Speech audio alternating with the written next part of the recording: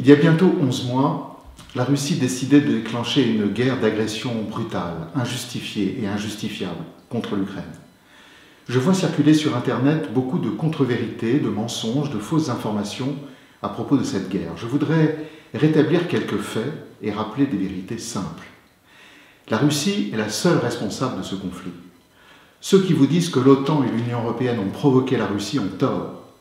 L'Alliance Atlantique et l'Union européenne n'ont lancé aucune provocation. Au contraire, pendant plus de 30 ans, l'OTAN s'est efforcée de bâtir un partenariat avec Moscou en instaurant un dialogue et une coopération dans des domaines d'intérêt commun. Plusieurs dirigeants européens, le président de la République française en particulier, ont été très actifs pour rechercher une solution pacifique au problème du Donbass, en favorisant la négociation pour l'application des accords de Minsk.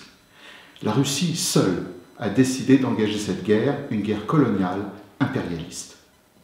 Moscou a misé sur l'écroulement rapide de l'armée et des autorités ukrainiennes. L'armée ukrainienne n'a pas été écrasée. L'offensive sur Kiev a été repoussée. La région de Kharkiv et la ville de Kherson sont libérées.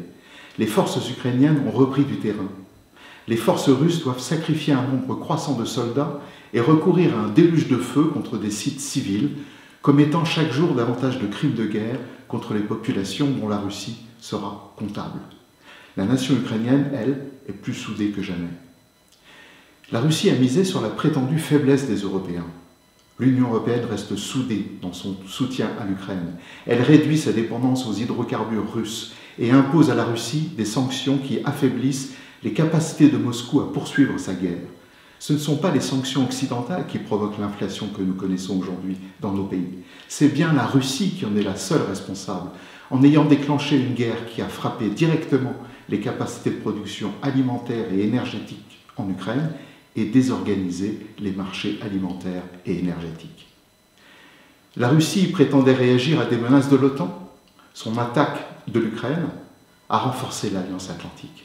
La Suède et la Finlande demandent à adhérer à l'OTAN, qui est une alliance défensive, car elles se sentent menacées par la Russie. La Russie avait misé sur la division des Occidentaux. La coordination entre l'Europe et les États-Unis est au contraire plus étroite que jamais. Les Occidentaux sont déterminés à accroître leur aide humanitaire, économique et militaire à l'Ukraine. Nous soutenons l'Ukraine dans sa défense contre l'agresseur russe, mais nous ne sommes pas pour autant en guerre contre la Russie, car le droit international est très clair. La seule fourniture d'armes à un pays victime d'une agression ne fait pas de nous une partie au conflit.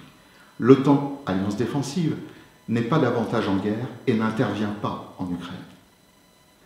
Voilà les faits.